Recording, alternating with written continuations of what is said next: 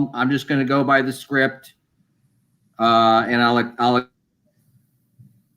briefly explain the format, question and answers.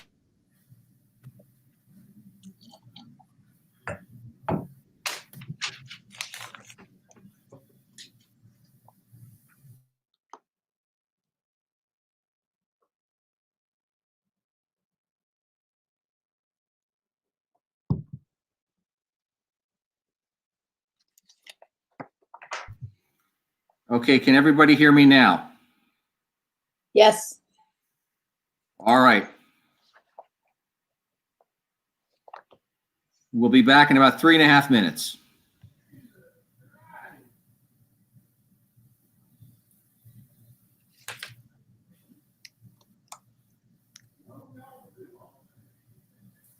What is this? Maybe that gives us the ability to see them. No.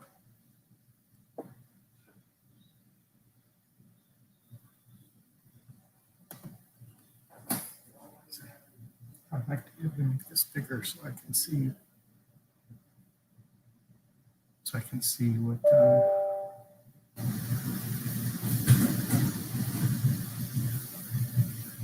Shut this one. And close my email so it doesn't make noise.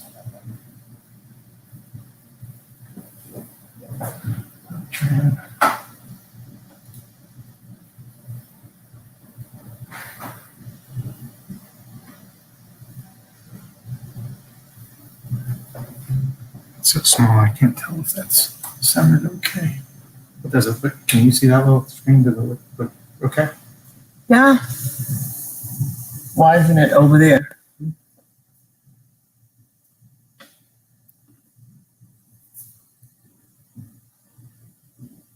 Why isn't it what?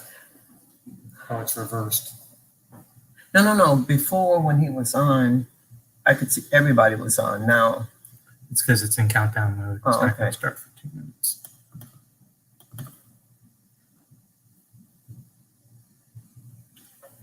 everybody can see and hear you.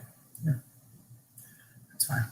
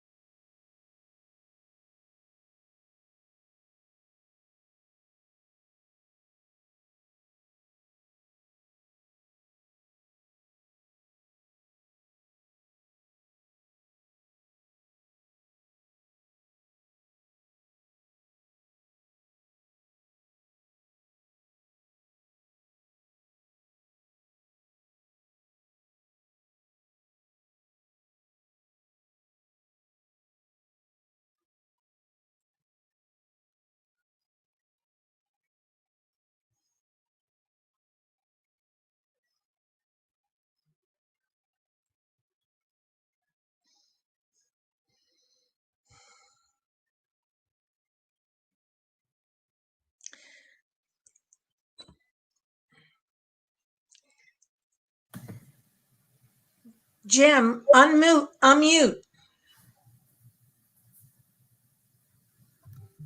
Somebody was supposed to unmute me. I'll unmute myself. Let's try that again.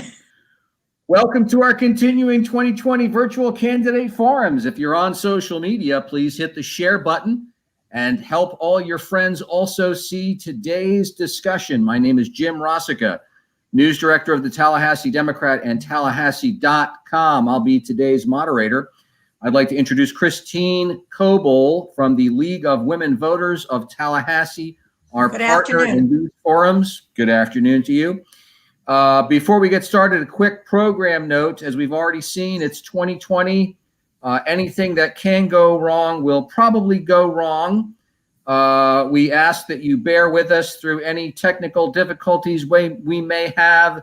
That may include the occasional cat or dog wandering across the screen, the doorbell ringing, and what have you. We are here today with the candidates for Florida State Senate District 3. Loranne Ausley is the Democratic candidate in the general election. Good afternoon, Ms. Ausley. And Marva Harris Preston is the Republican candidate. Good afternoon, Ms. Preston. Good afternoon to you as well. And thank you both for being here. Here's how it will work. We will rotate which candidate answers questions first. We have a lot of questions. We may not get to all of them. We're going to ask each candidate to limit your answer to 90 seconds per question. That may be shorter for follow-ups. I will keep the time per answer. When your time is up, you will hear this sound. And when you hear that, you don't have to come to a dead stop, but you do just finish the sentence that you're on, and we'll move on. We will also have a lightning round about 50%, 75% of the way in, when we ask you to keep your answers to just one sentence or even a yes or no response. For those watching, if you have questions for the candidates, you can type them in the comments. We will try to include them. If you do, please ask questions that we can ask to both candidates. To the candidates, are there any procedural questions before we start? No. Hearing none, let's jump in with the first question. The Democrat will field the first question, and it is ripped from today's headlines. Governor DeSantis and legislative leaders yesterday announced a broad outline of a proposed bill for the next legislative session, cracking down on the civil unrest that's been roiling Tallahassee, other areas of the state, and indeed around the country. To each candidate, what are your initial thoughts on the legislation, and will you support it? We're going to ask Ms. Ausley to go first on this first question, followed by Ms. Preston. So Ms. Ausley, go ahead. You've got 90 seconds. Thank you so much, and it's great to be here. First of all, let me say I support law enforcement, and law enforcement supports me. I have the support of the PBA, the FOP, the firefighters, a number of other organizations. And I do not support defunding the police. But let's be clear, it's not legislation, it's proposed legislation that was rolled out in a press conference yesterday, and it is simply another page from the Trump playbook. It is meant to divide us with the politics of fear and send people into their corner when we need to be building trust. There's no question that trust has been lost between law enforcement and our communities, and we need to be doing things that build that back.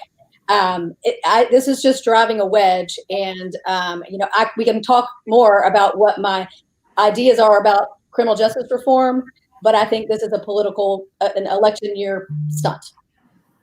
All right, Ms. Ausley, thank you. Ms. Preston, go ahead with your answer. Yes, first of all, I'd like to say thank you again for having us here today.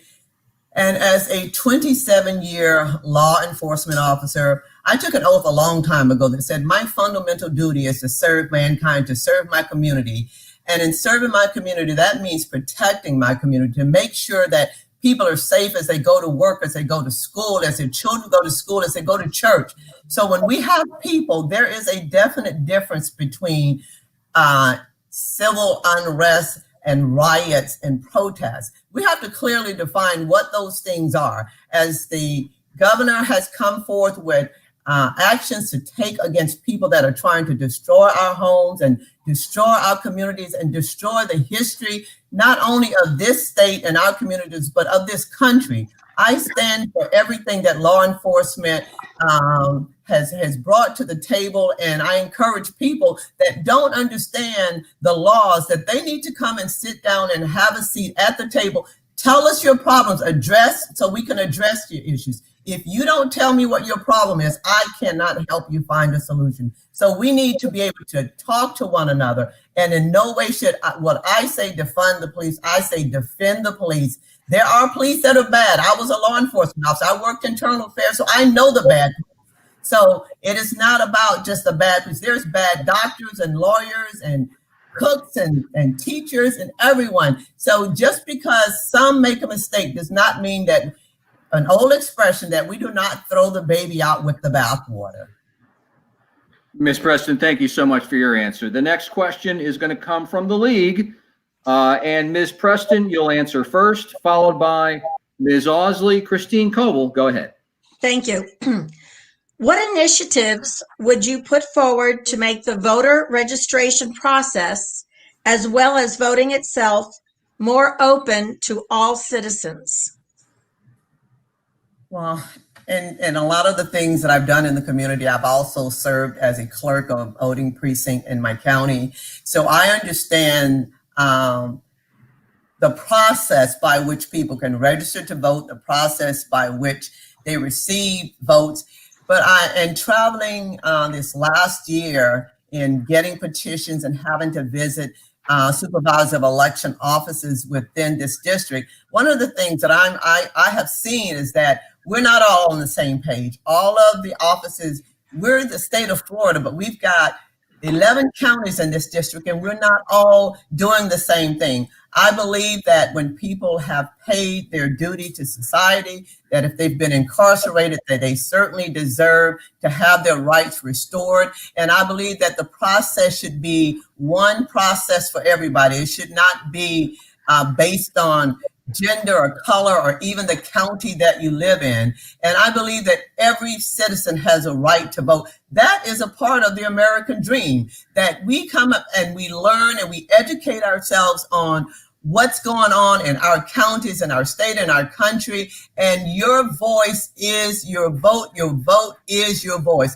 If you don't vote, then it is very likely that people are going to listen to you when you complain. So I encourage everyone to get out and vote, to make their voice heard, and that this system has to work for everyone. Thank you. Ms. Ausley, go ahead. Thank you. Well, today is National Voter Registration Day, so it's a good opportunity to talk about voting and the importance of voting.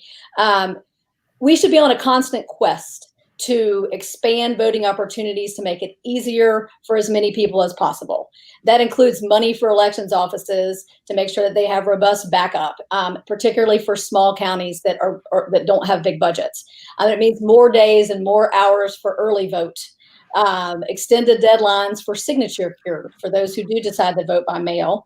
And as Ms. Preston mentioned, eliminating unjustified barriers to our returning citizens.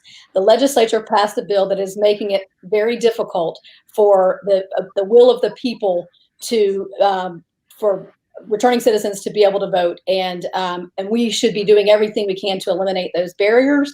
We need to increase public awareness of the safety, and I really think the ease of vote by mail, particularly while we're in COVID.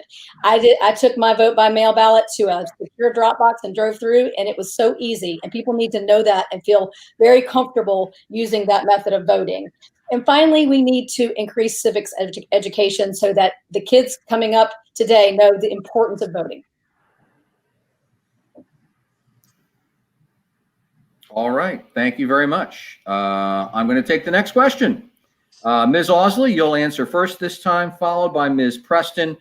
The question is on the state government's response to the coronavirus pandemic. What's something Florida did well? What's something Florida could have done a lot better? Again, on the state government's response to the pandemic, something Florida did well, something Florida could have done a lot better. Ms. Ausley, go ahead. Well, I think the answer is a difficult one to find out what we've done well, because frankly, I think the state's response to this has been botched from the beginning. Some local governments handled it well, but local governments should have the ability to make those decisions themselves. There's been a lack of transparency and not a lot of answers and clarity about what's actually going on with the numbers. And there's been a failure to model behavior. One thing that we know, we had 200,000 deaths as of yesterday in this country, and we know that masks save lives. Yet the governor and the speaker and the president did a press conference yesterday, and not one of them had a mask on. That is not modeling the type of behavior that we want our school children who are asking to wear masks to see. Meanwhile, the unemployment system, as anybody who's paid any attention, the unemployment system was broken from the beginning and destined to fail, and fail it did. I spent hours and days virtually holding the hands of people that were so frustrated they couldn't get through that system. And now the governor, instead of taking additional $300 that could help those citizens who are out of work through no fault of their own, he said, no, thank you, we don't need that. We're okay here. There are so many things that we could have done better, and we're going to pay the consequences long into the future. So that's where we are. Thank you very much. Ms. Preston, go ahead. I believe that Governor DeSantis has done a great job in his response to something that none of us have ever experienced before. I do understand that even one death is too many. This pandemic has been horrific, but to say that this is something that we could have gone to the playbook and taken a page from and to see how we should react, that's not placed on anyone's shoulder. Our governor has responded to the needs of the people. And again, this is not a one size fit all. What works for Leon County may not work for Liberty and Wakulla, and certainly will not work for Miami-Dade and Broward. So when I believe that the governor has responded on a state level, but on a local level, responded to the needs of the people. One of the most vulnerable group in the state are our seniors. Our seniors, nobody likes. My husband's mother was in a nursing home, and she passed away just before this pandemic started. And I know that if she had been there and not been able to see us, it would not have been what she wanted or what we wanted. But you know what? It saves lives. And that's what we're all about,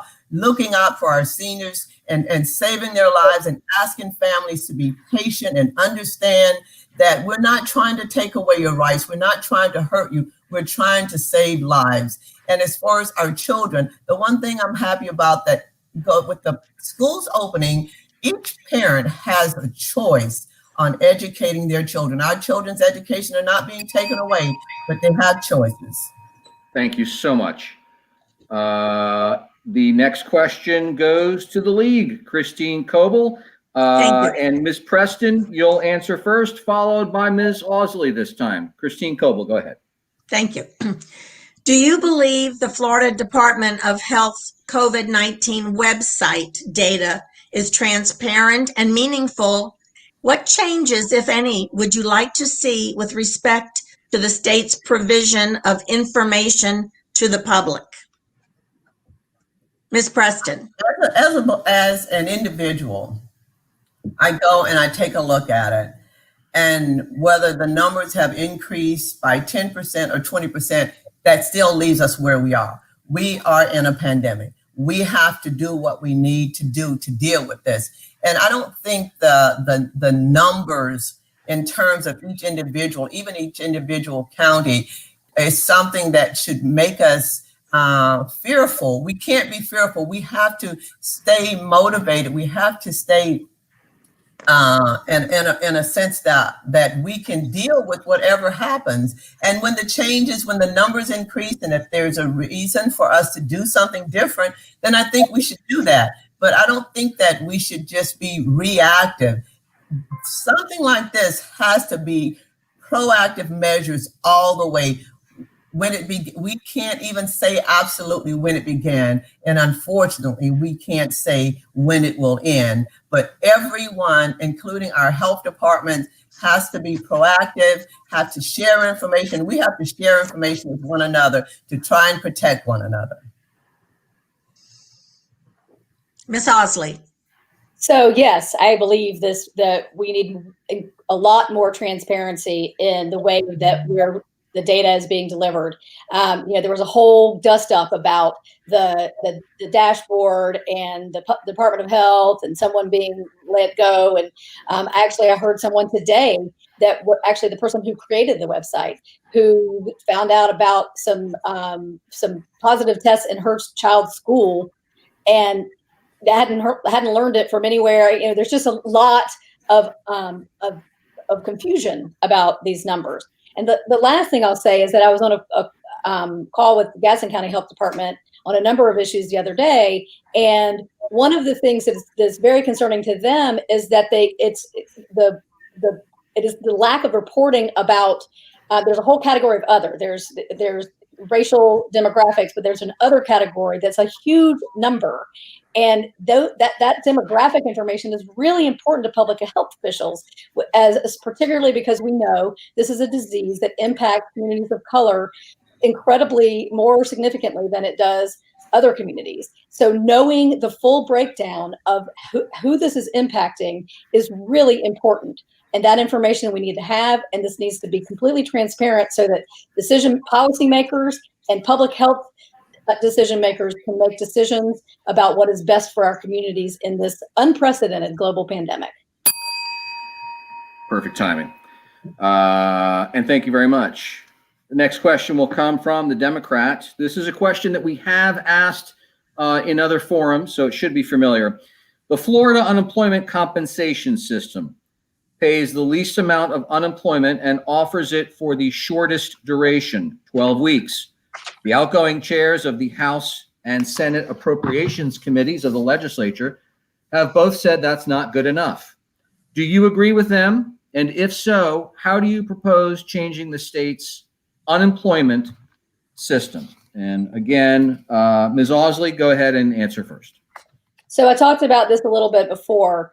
The unemployment system, besides the fact that Florida is the lowest, I believe, besides North Carolina, in the nation, and the benefits that we provide as well as the length that we provide them for, the system that was created, I understand it was created under Governor Scott and not under Governor DeSantis, but it was designed to fail. It was designed so that the numbers would look low. And Governor, there's no way that an incoming governor did not know about this system.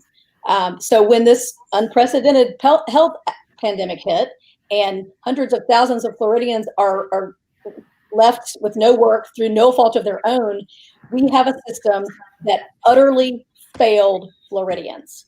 So the system is broken. It's still not fixed. And then, as I mentioned earlier, we have the opportunity when the $600 benefits went away to take advantage of an additional $300 per week. But the governor said, we don't want that. And I would like for him to explain to us how a Floridian who's making $275 a week because they've lost their job through no fault of their own, how are they going to make ends meet? Especially if we're giving that $300 back.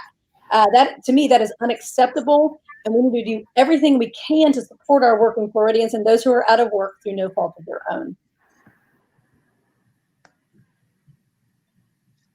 Ms. Preston, go ahead. Yes, I'm not, can't cite numbers as far as unemployment, as far as unemployment benefits. But what I can tell you is that I know people, I talk to people, I live among people, I work among people who are affected by unemployment. And people, when we look at the problems that we're having, I say that we don't turn and point the finger at one another.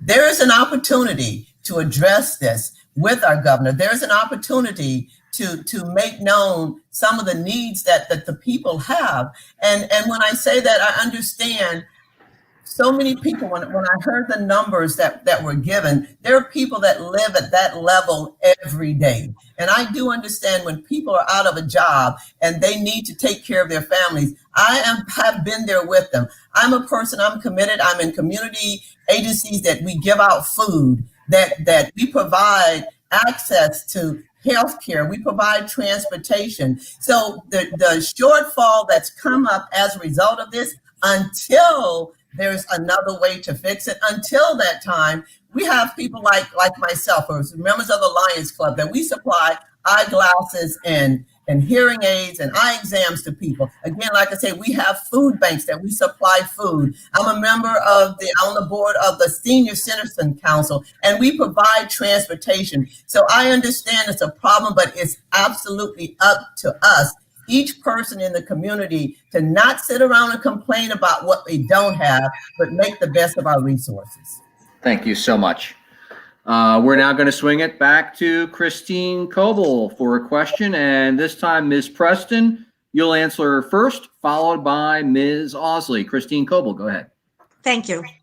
What actions would you take to increase accountability from private schools taking state vouchers?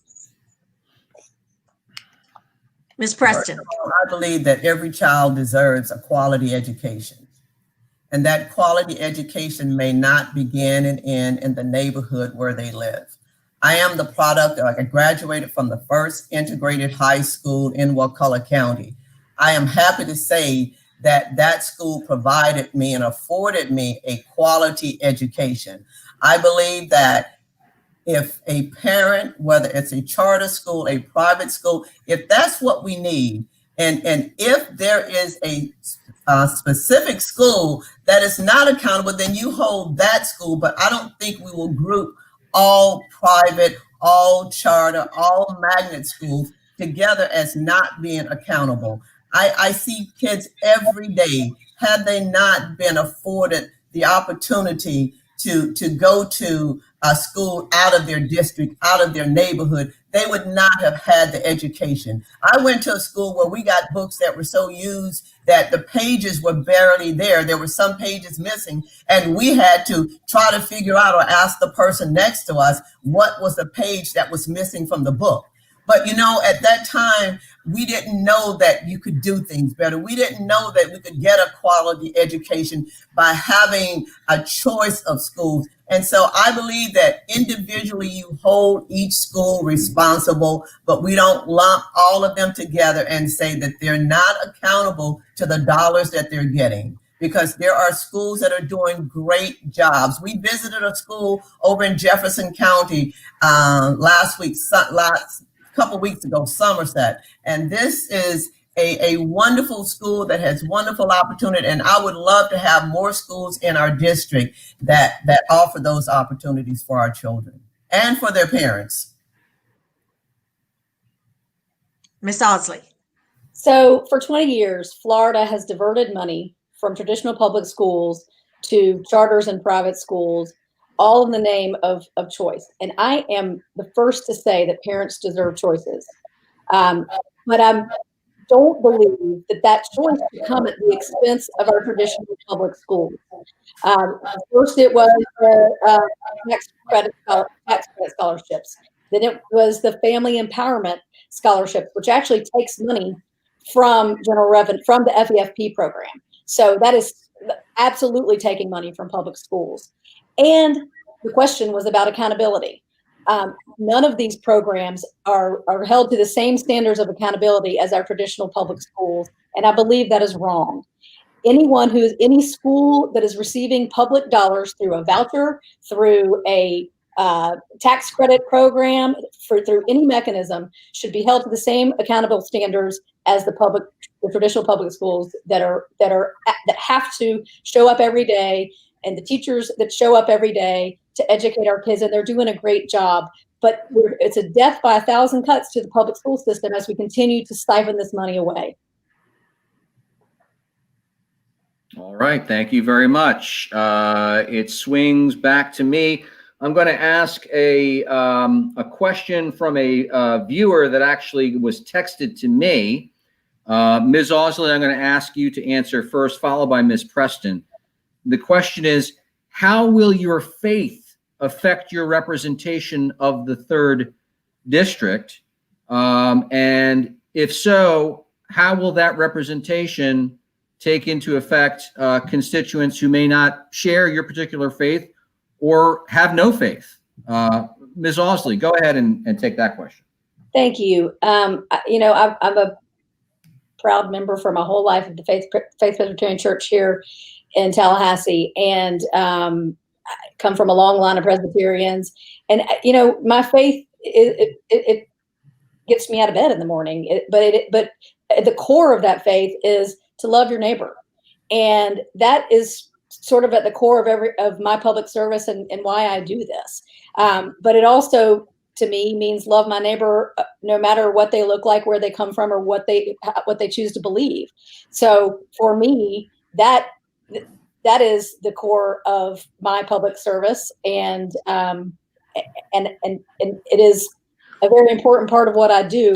But I believe that it is my responsibility to represent everyone, and no matter where they come from, no matter whether they're a Democrat or a Republican, or what's the color of their skin, or what they choose to believe, who they choose to love. It is our responsibility to love our neighbors, and that means every neighbor. Thank you so much. Ms. Preston, go ahead. I've been an ordained minister for over 20 years. My husband and I also have an outreach ministry that we go and service the community. But I will tell you that as a child of God, I believe in God. My faith is what gets me up in the morning, and my faith makes me sleep at night. When in one of the ads that I did, I said, we all read the same Bible. And I've had people that have reached out to me and they said, we don't read your Bible. And I said, we all read the same Bible. I did not say everyone read the Bible. I understand different religions, and I understand and appreciate that everybody has to have religious freedom. My faith in God is what gives me this servant heart that I have. And it in no way infringes on anyone else's religion. I go to church every Sunday. I was a Sunday school teacher all of my life, even as a child.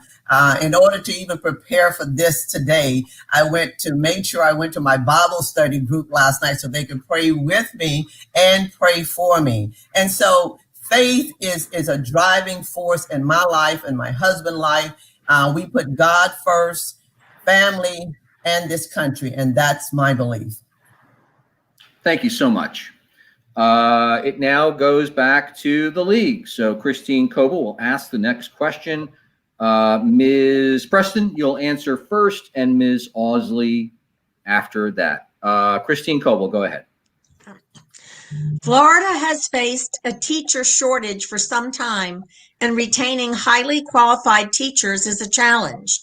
The FEA reported in January 2020 that more than 2,440 teaching positions remained open in Florida, a 10% increase from January 2019.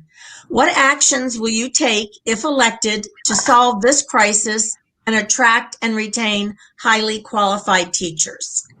Ms. Preston. Highly qualified teachers begin with a highly qualified education. Again, we go back to our school system, having choices to make for our children as they grow up, and giving them the opportunity to go to college. Every child deserves a quality education. And for those that have stepped up to the plate and have taken on the role of being teachers for our children, I think now our parents are more appreciative now than before of the job that the teachers do and all the struggles that come with it. I believe that I'm one of those people that when I was growing up as a little girl and people would say, what do you want to be when you grow up? Teacher and nurse was high on the list because we looked up to these people. We respected them. And in order to continue showing our respect for our teachers, we have to have a salary that will keep them on the job that will keep them being able to feed their families and take care of their families, and to give our children quality education. Because if a person is working and they're not being paid their worth, then you may consider them not doing their job 100%. So I believe that everything that this again is, and I don't have the answer right here, but I believe sitting at the table, addressing the issues, having that conversation will lead to a solution to what you just described as the number of job losses that we're facing with our teachers. Ms. Ausley. Thank you. And I, as a mother of an 11th grader, I've been through all through this public school system, and I have this I'm proud to have the support of the Florida Education Association, because I've worked for 12 years with teachers to try to address just this question. The teacher shortage is a very real issue, and I think we're going to see even more of a need to bring and attract teachers, because there's a lot of teachers that are retiring because of COVID. Pay is number one on the list for sure, but I've spent a lot of time in the classroom talking to teachers, and a lot of it is respect. These standardized tests and accountability that we're asking our teachers to comply with it is taking their discretion and joy out of teaching, frankly, and in some cases punishing teachers for things that are outside of their control. You cannot control what happens to your student when they go home and don't have a meal, or if they're in an abuse situation. That kid is not going to perform well on a test, yet that kid's test score has a lot to do with the teacher, what the teacher satisfaction is, and in some cases, her pay, his or her pay. We need to move away from aligning teacher pay with student test scores, and we need to get back to respecting our teachers, giving them professional development, listening to what they need, so that we can attract and retain the best and the brightest, because there's nothing more important than who spends 8 hours a day with our children. And thank you so much. Let's turn now from policy to politics. Many people who live in the district have received mailers like this one, if you can see that, alleging that Ms. Ausley wrongly took federal Paycheck Protection Program, or PPP, money from the Florida Democratic Party and funneled it into her Senate campaign. Ms. Ausley has said that this is a false statement. Ms. Preston's campaign says, in effect, as the kids say, that they have the receipts. So let's handle the question this way. We'll start with Ms. Preston. Explain to the viewers, how did you find out about this? And can you explain, how did you understand it to work that you took offense to it? Go ahead. Any allegation of violation of the law, ethical laws, legal laws is something that I've dealt with a good portion and most of my professional life. Again, as I said, as a law enforcement officer for 27 plus years, I started out working in one area, and I ended up working internal affairs and moved on to public corruption. And I look at it like this: when there's an allegation that comes forward, whether we believe it or not, we have an obligation to investigate. We have an obligation to find out the truth. And sometimes finding out the truth means asking hard questions. It means making people accountable. And that's what this is all about. I believe in what I've seen, and there's documentation, yet yes, the party took the money. And yes, the money made its way to places where it wasn't supposed to be, meaning it did not go to the payroll protection plan. So if there's an allegation, whether it's against me or against anyone else, I am 100% behind finding out the truth. And the truth means putting it out there, investigating, making sure. Listen, the one thing I found working in public corruption, a money trail will usually lead you to where you need to go. Where this is going, where it will end up, we will keep going and moving forward. All right, thank you. Ms. Ausley, I'm just going to give you about the same amount of time just to give an open rebuttal. So just go ahead. Thank you. And Jim, this is really why people don't like politics, because these types of lies and distractions take us away from what the real issues are. Let me just emphatically say, my campaign has not accepted any PPP money. That has been, the Orlando Sentinel has said as much, because this is happening around the state. This is an attack on 3 Senate candidates. The Florida Democratic Party did take the money, and we condemned it at the time. They gave the money back. Our campaigns did not receive any money. And this is another page from the Trump playbook of lies and distractions because they don't want to talk about the issues. Now that we know the truth, I hope that maybe Ms. Preston will pull these ads and pull these flyers from I get them every day. I get 3, sometimes 2 and 3 a day. I see them as well. And this is why people don't like politics. All right, I'm going to hold it there. We're going to move on to the League of Women Voters with a question. Ms. Preston will go first, followed by Ms. Ausley. Christine Coble, go ahead. Thank you. What sort of reasonable gun control measures would you support for the state, if any? And would you support state-issued licenses for civilian possession of semi-automatic firearms? Ms. Preston. As a gun owner, as a homeowner, as a mother, as a wife, as a citizen of the county, the state, I believe that everyone has a right to protect themselves. And these last few months that we've been dealing with has even further encouraged me that people should know how to protect themselves. I don't believe that people should give up their lives for the anger of somebody else or from the anger of people that don't even know what they're doing and why they're doing it. I also believe that, and I tell people that I know all the time that if you own a gun, if you have a gun, if you're going to use a gun, make sure that you know how to use a gun, because my greatest fear is that the gun will be taken away from a citizen and taken away by an offender and used on that person and used on somebody else. I tell people, if you're not prepared to use it, if there's no reason for you to defend your life, then don't. I also believe that there's different weapons for different situations. There, again, with guns, there is no one size fit all. And I believe that I can't lump every type of gun into one, own, do not license,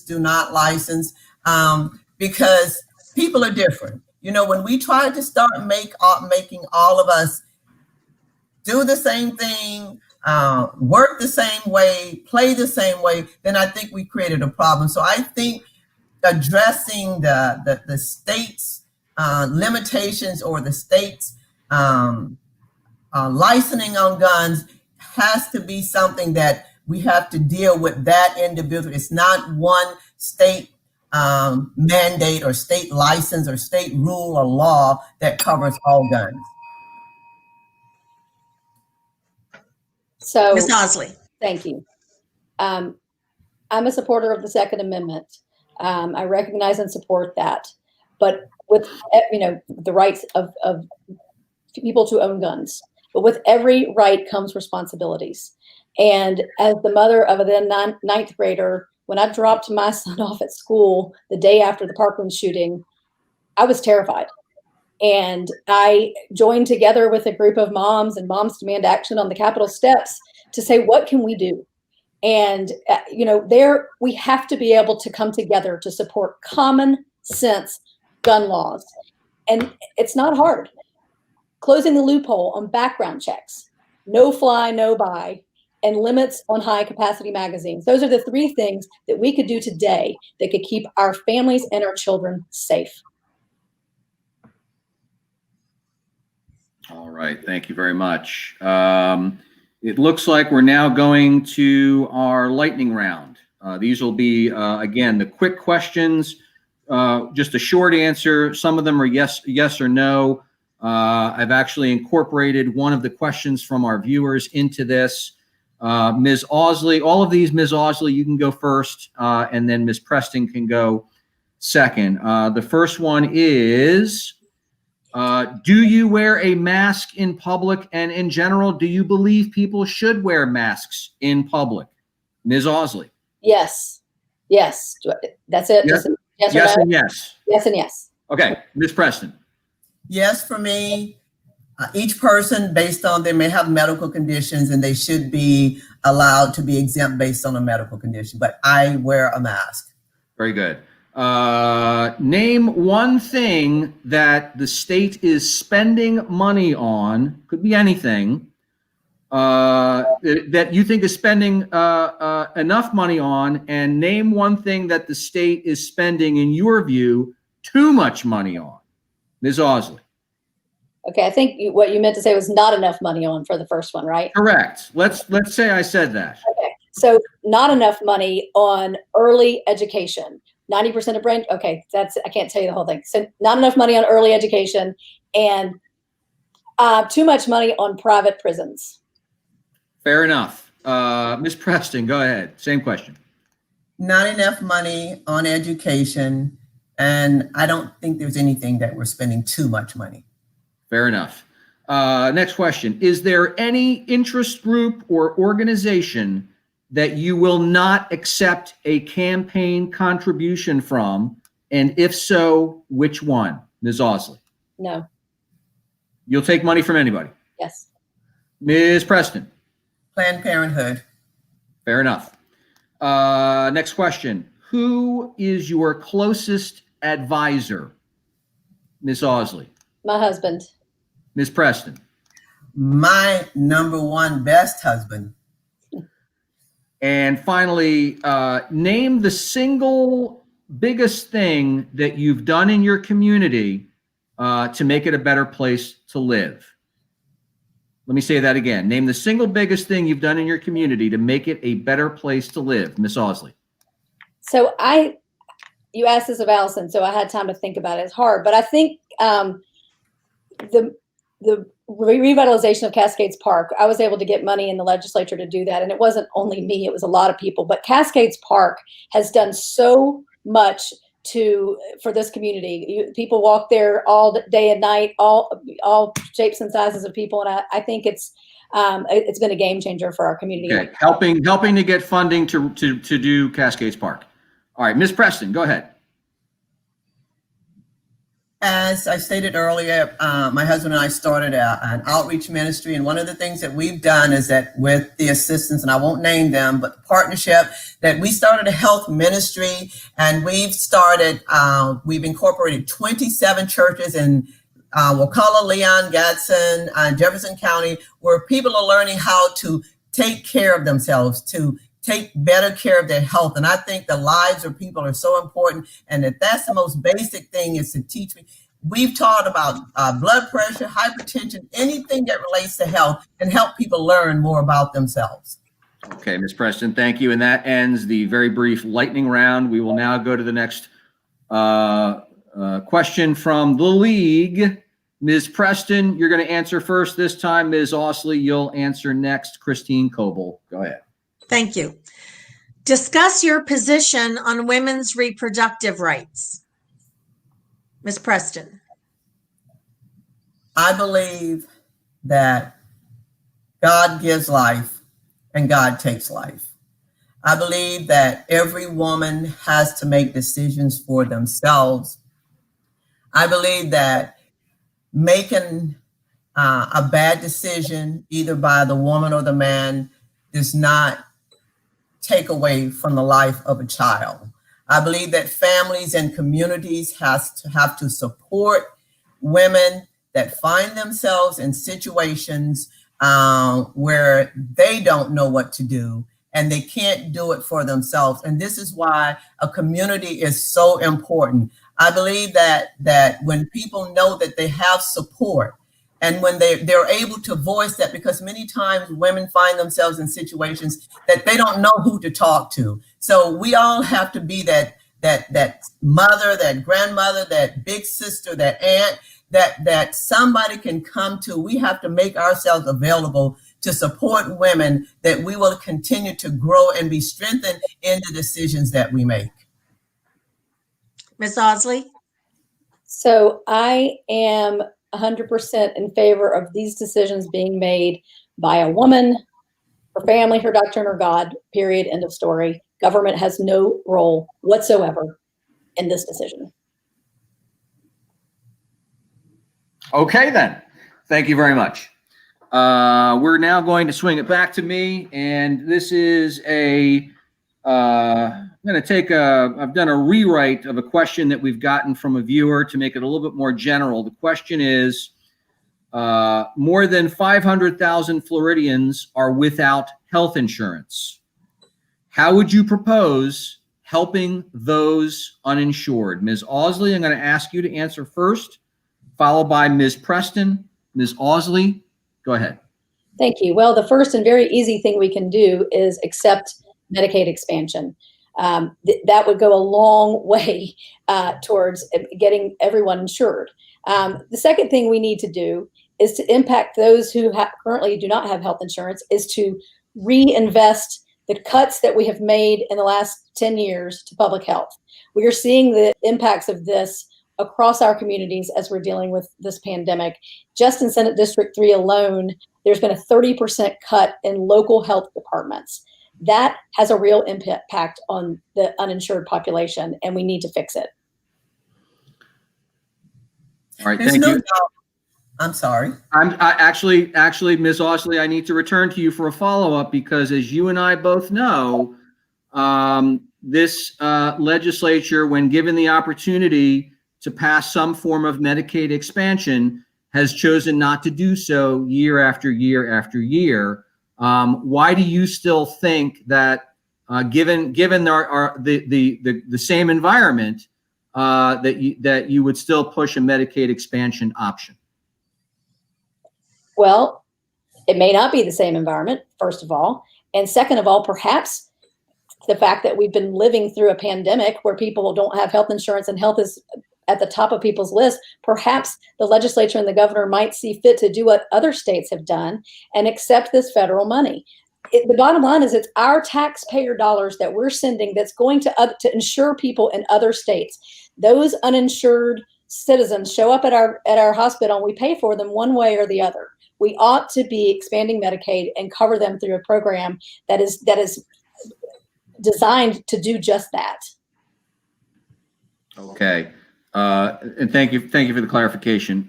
Ms. Preston, you have the floor.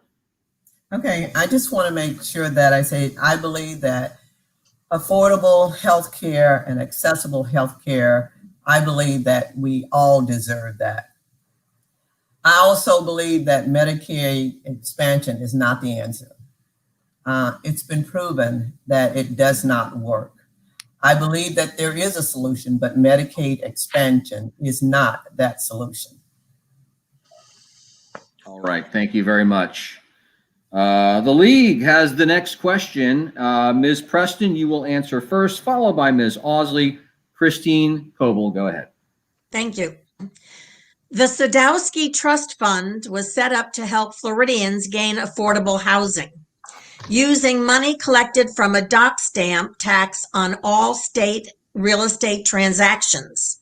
Since its passage, billions of dollars have been diverted from the fund to pay for other non-related state priorities. Would you mandate that all funds from the Sadowski Fund be used solely for affordable housing? And please defend your answer. If that in fact is, because I can say that I do not have detailed information on that, but if monies were given, monies were taken from the citizens of this state through the means that you said, and they were for a specific reason, and they were not given for that reason for something else, that goes back to somebody needs to be held accountable. Somebody needs to say why this was done. I don't have the answer because I don't know where those funds were diverted. If it had anything, in fact, to do with housing, I mean, It could be something as simple from where I sit now, from one form of housing to another. And there's a huge difference then, as long as it's in the housing area, in the housing project, as opposed to going to someone for their own needs or for some other matters. Miss Ausley. Well, I can tell Ms. Preston looking at this from her detective mind, and she's right. The people who have been diverting the money from the Housing Trust Fund are the Republican leadership of the party. And for a number of years, this has been, it is a promise that was made. People came together and said, we have such a grave need for housing and affordable housing in our state that we're willing to give up a portion of this dock stamp revenue to make this, to create this fund. And year after year after year, as the need for housing goes up, the Republican legislature continues to take that money and use it for other purposes. And I will not stand for it. I will continue to stand up for full funding of the Sadowski Trust Fund. Thank you. And I'll ask the next question. Ms. Ausley, you will answer first, followed by Ms. Preston. If elected to Senate District 3, and if you only get one thing done during your term, be it a first term, what would that one thing be, Ms. Ausley? I've spent my life focused on early learning and childcare issues, and the one thing that could make such a difference in this state would be real investment in early learning. We know, we have been told and we've been shown through the hurricane and through this pandemic that childcare is essential for our businesses to get back to work. And we know from the research that early learning and the quality of that childcare is absolutely essential for the success of every single child, no matter where they're born. And so investing early in real quality education, like many other states have done, could be a game changer for the state of Florida. Okay, thank you very much. As I warned everyone at the top of the hour, what can go wrong did go wrong. We lost Marva Preston. Oh, wait, now she's back. Maybe. Marva Preston, can you hear us?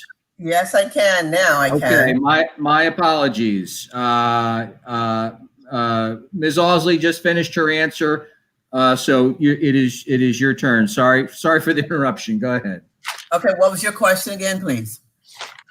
If elected, and you could get only one thing done during your term of office, what would that be? Healthcare. Healthcare access and affordable healthcare. It may be the most basic. It may not be that you can go to a surgeon of your choice, but the most basic healthcare for every citizen, I believe, again, is their birthright. All right, thank you very much. We go back to the league and Christine Coble. Ms. Preston, you will answer first, followed by Ms. Ausley. Christine Coble, go ahead. Thank you. How would you reform the criminal justice system to address racial inequality? Well, again, I'd like to say I spent my life, I put many people behind bars, but I also have to say that I have a beloved member of my own family who's presently incarcerated. I don't have to talk about the prison system from the outside looking in. I can talk about it from the inside looking out.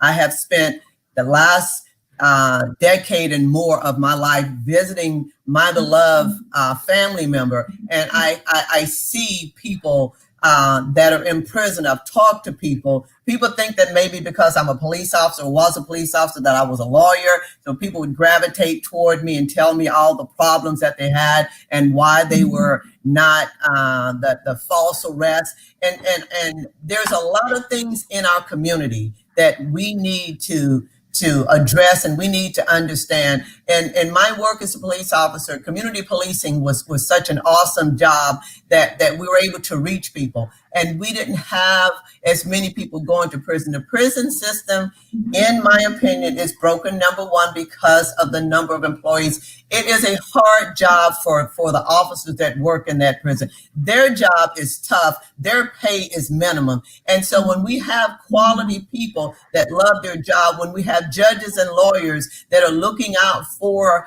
citizens that are being arrested, I think we're going to come to a better place where we don't have a greater number of one race of people or one gender of people that's incarcerated, because we want to make everyone a member of society that contributes to this society. So first of all, thank you, Ms. Preston, for your service, and for your many years of service. And, you know, I hope and pray that our state and nation are finally at a point that we can have a real conversation about the policies, practices, laws that have resulted in racial inequities at every facet of our society, starting with our criminal justice system. I support a real investment in front-end diversion programs, along with sentencing reform to give discretion back to our judges. And I also think it is really important that we the state invests in local programs to create collaborative partnerships between law enforcement, mental health workers, and social workers. And that should include comprehensive implicit bias training for all first responders. And because this is the last question, but because this is a criminal justice related question, I'm going to squeeze in one more viewer question as a kind of add-on to this. And I'll ask you just to keep your responses to a minute each so we can get on to the closing arguments. Do you support the death penalty? Why or why not? Ms. Preston, go ahead first. No, I do not. I have seen too many times where people that have been in prison have been on death row and were executed and were later found to have been innocent. For as long as we've had the death penalty, could somebody please show me how it's been a deterrent to crime? Because I have not seen it. So I believe that there's other means of punishment. There's other ways that we can make our community safer and deal with violent offenders rather than the death penalty. Thank you so much. Ms. Ausley, go ahead. I agree with Ms. Preston on this one. It is not a deterrent, and it is. I have been in the legislature where we have had to undo incredible wrongs of people who've been on death row, and it is. And we've basically people's lives have been changed tremendously forever. So we agree. All right. Thank you so much for both of those answers. Now we're going to go to closing arguments. This will be an opportunity for you just to address the viewers and explain to those voters who can vote for you for Senate District 3 why they should vote for you. You'll have 2 minutes each. Ms. Ausley, you can go ahead first with your closing argument, followed by Ms. Preston. Ms. Ausley, go ahead. Thank you so much. I love North Florida. I was born here. I've spent all of my life here, living, working, and enjoying everything that the Panhandle has to offer. I'm an attorney, I'm a mom, and my life's work has been about changing the way we look at early learning. It's been the privilege of my lifetime to serve in the legislature for 12 years. And again, my life's work has been focused on children, making sure that every child has a chance to learn no matter where they're born. In the legislature, I've become known as a champion for protecting our environment and for our state employees. And I'm really proud that we were able to get a pay raise this past session. I have a proven track record of working across the aisle to get things done, to solve problems, to help constituents. And I really got a feel for the district after Hurricane Michael as I traveled back and forth across delivering supplies and helping making sure local officials have what they needed. I do all this because I love my community. I love my state. I truly believe in public service. I saw a quote from the ultimate public servant Justice Ruth Bader Ginsburg, who said, "To make life a little better for people less fortunate than you, That's life. But the bottom line is that our state's facing major challenges: $2.4 billion shortfall, a health crisis, an economic crisis, political divisions that are literally tearing us apart. We need leaders who will listen, learn, and build bridges. That's what I've done my entire career. That's what I'll do as your Florida Senator. Thank you for this opportunity, and I humbly ask for your support and for your vote. Ms. Preston, the floor is yours. If elected to the Florida Senate, I intend to serve as lead and serve the people of this community. You know, I believe in a simple philosophy that a hand up is better than just a handout, that we teach people. I believe that government can and should promote greater educational opportunities so that everyone can reach their highest potential regardless of their background. I believe that government alone cannot revive our communities, that our communities must do that for themselves. I believe that government cannot heal the divide that we are facing right now. Our divide is so great that we have to be the part of mending and not being divisive. I believe that all of this is achieved by hearing. God gave us 2 ears and 1 mouth for a good reason. I'm here to listen and learn from you and become your next state senator in District 3. I thank you for your support, and I thank you guys for this opportunity to be here today. And thank you. And thank you for joining us today. At this point, I'm going to ask everybody, I'm sure that there's going to be some viewers out there who want to learn more about your positions and your campaign. Ms. Ausley, what is your website? It's ausleyforsenate.com. Ausley for Senate, no spaces, no hyphens, right? Senate.com. ausleyforsenate.com. Ms. Preston, what is your website? marvapreston.org. marvapreston.org. And I take it you also have other social media platforms if you want to promote those. Ms. Ausley, go ahead. It's Loranne Ausley on both Facebook and Twitter and Instagram. So it's Loranne Ausley. No I. Ausley. Ms. Preston, go ahead with your social medias. I'm on Facebook, Marva Preston for Senate. And also I have an email, which I've been getting a lot of emails, good, bad, and indifferent, but I appreciate it. Keep them coming. At least I know you're listening. It's marvapreston@marvapreston.com. Okay, thank you both very much. Our next forum will be 1 p.m. this Thursday with candidates for City Commission. We would also remind you to please look for our special election section that comes out in print on Sunday, October the 4th. And now, for all of us here, have a good rest of your day. If you have any comments about this presentation or about the Tallahassee Democrat or Tallahassee.com, you can get a hold of us at our website, Tallahassee.com. Have a good rest of your day. And remember, whether you stay in or get out, please vote on or before Election Day, November the 3rd. Thanks for joining us. Thanks to our candidates. Thanks to Christine Coble. Everyone, take care. Thank you.